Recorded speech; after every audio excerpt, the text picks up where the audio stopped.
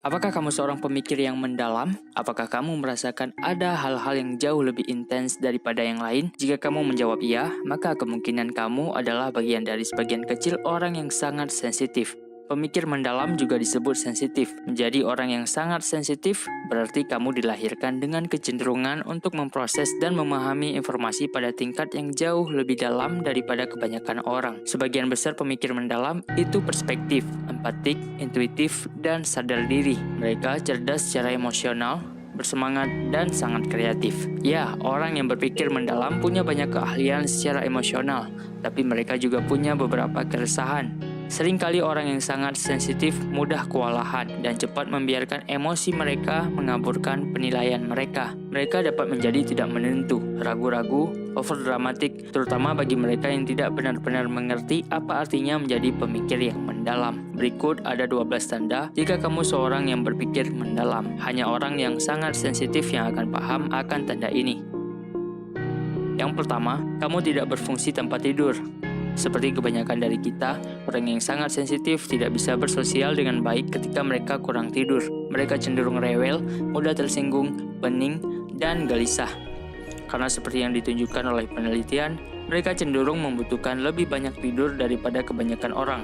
Yang kedua, kamu tidak tahan dengan suara keras. Kamu mudah kewalahan di mana ada banyak orang dan banyak keributan. Jadi ketika pergi ke konser, festival, klub, dan pesta, mungkin banyak orang menganggap ini adalah waktu yang menyenangkan. Tapi berbeda dengan orang yang sangat sensitif, mereka akan merasa sulit untuk menikmati diri sendiri di keramaian. Ini dapat membuat mereka tampak konyol. Yang ketiga, kamu meneliti interaksi sosial. Kamu suka memperhatikan hal-hal kecil yang sering dilewatkan orang lain, terutama dalam situasi sosial. Mereka sangat baik dalam memahami isyarat nonverbal dan menganalisis bahasa tubuh orang lain, ekspresi wajah, dan nada suara. Akibatnya, mereka juga cenderung berakhir menganalisis dan membuat masalah besar tentang sesuatu yang bahkan mungkin tidak masalah. Yang keempat, kamu sering merasa lelah secara emosional. Salah satu karakteristik inti dari menjadi orang yang sangat sensitif adalah kamu merasakan hal-hal yang lebih dalam daripada orang lain. Kamu sering menyerap dan merefleksikan emosi orang-orang di sekitar kamu, yang dapat membuat sebagian besar harimu terasa seperti roller coaster emosional.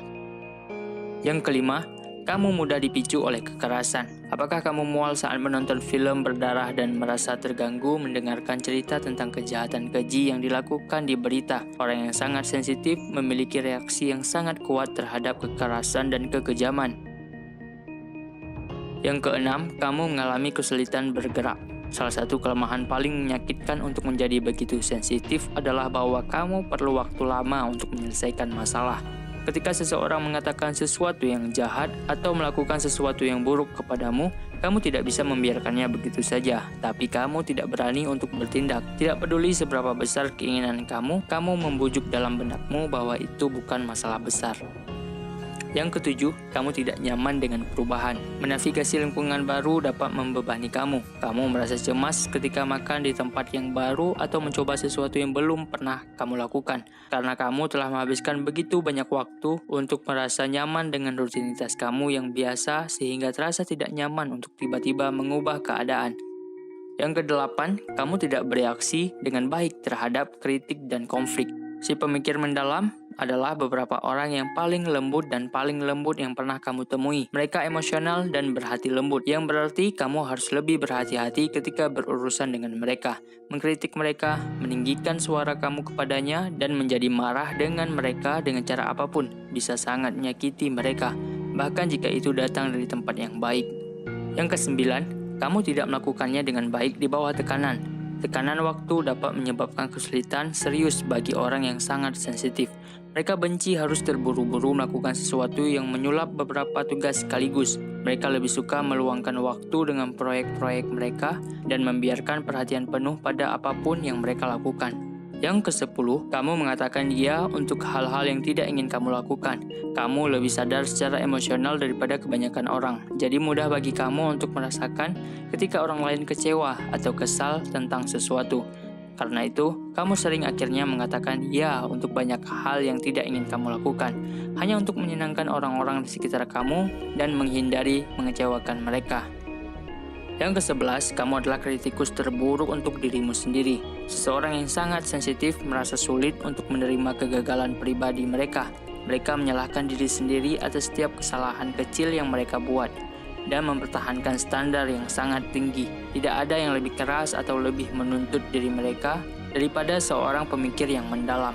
Yang ke-12, kamu sering disalahpahami. Akhirnya, jika kamu adalah orang yang sangat sensitif, kamu mungkin merasa disalahpahami oleh orang-orang di sekitar kamu. Karena si pemikir mendalam seringkali sulit dijumpai. Hanya 1 dari setiap 5 orang yang memiliki sifat kepribadian khusus ini.